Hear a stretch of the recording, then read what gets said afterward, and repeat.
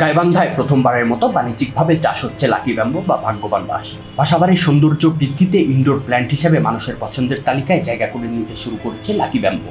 দিন দিন এর চাহিদা বেড়ে যাওয়ায় গাইবান্ধার সুন্দরগঞ্জ উপজেলার দুই ভাই মিলে বাণিজ্যিকভাবে চাষ শুরু করেছেন লাকি ব্যাম্বো।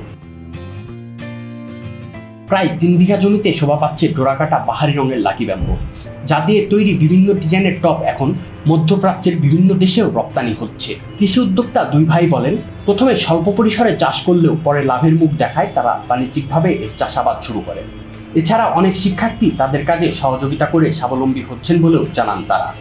প্রথমে অল্প পরিসরে চাষ করছিলাম, সেটা হচ্ছে প্রথমে আমরা স্টিক আকারে সেল করছিলাম। পরে গত 4 বছর থেকে বাণিজ্যিকভাবে চাষ করতেছি, 2.5-3 বিঘা জমিতে চাষ করতেছি এবং আমরা গত 4 বছর থেকে ডিজাইন আকারে সেল করতেছি। আর আমাদের এখানে মোটামুটি 5-6 জন শ্রমিক কাজ করতেছে, আর ডিজাইনের জন্য কাজ করতেছে 2-3 জন। ওরা স্টুডেন্ট, পড়াশোনার ফাঁকাফাঁকি ওরা এখানে সময় দিচ্ছে এবং ওরা যে টাকাটা পাচ্ছে সাংসারিক আয় এবং তাদের স্কুলের যে খরচটা আছে ওইটা করতেছে। ঢাকায় নিয়ে যাওয়া আমরা রিসেপশনের প্রোগ্রামে, বিয়ের প্রোগ্রামে, তারপর আপনার বার্থডে প্রোগ্রামে এগুলো অনেক সুন্দর করে সাজানো যায় আর কি। তারপর আপনার ফুলের তোড়ার মধ্যে এগুলো গাছ দিয়ে ডিজাইন করা যায়। গাইবান্ধা কৃষি সম্প্রসারণ অধিদপ্তরের উপপরিচালক বলেন, লাকি ব্যাম্বো একটি লাভজনক ফসল। এর চাষ সম্প্রসারণ হলে সারা দেশের কৃষকরা লাভবান হবে।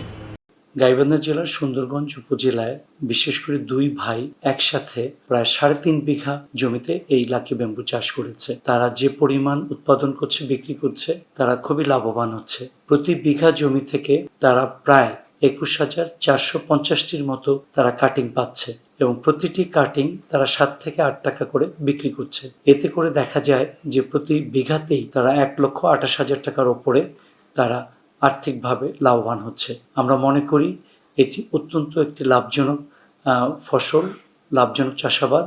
এটি যদি আরও সম্প্রসারিত হয় তাহলে কৃষকরা উপকৃত হবে। লাকি ব্যাম্বো আরও বড় পরিসরে চাষাবাদের জন্য সরকার সহযোগিতা করবে, এমনটাই আশা গাইবান্ধার কৃষকদের। Atiqur Rahman Atik, the Financial express.